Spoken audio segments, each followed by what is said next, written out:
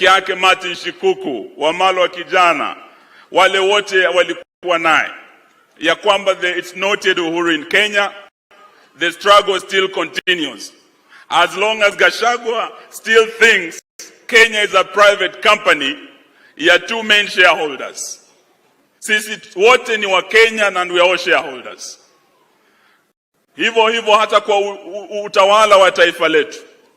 For 60 years, the presidency of this country, mukiangalia historia, has been a preserve of the two main shareholders. Osogona alio ava mvwami wa Museve. Kamala kengela mvwami wa Mukalenjini.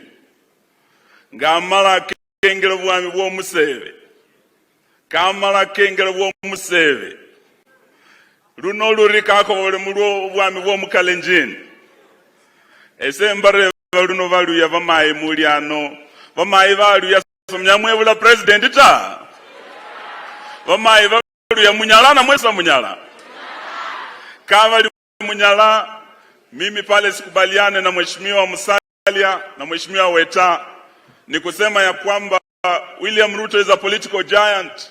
He's unbeatable, tumwachie tu. 2027 tumwachie. 2032 tuache sasa yule Gachagua ingie. Muli tayari kulinda paka 2042? Muli tayari kulinda paka 2042?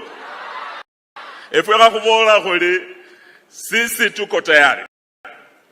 Na kama ndugu zetu Musalia na Weta wanaogopa this political giant called William Ruto, hivyo ndio ilikuwa kwa nyuma ya Yese.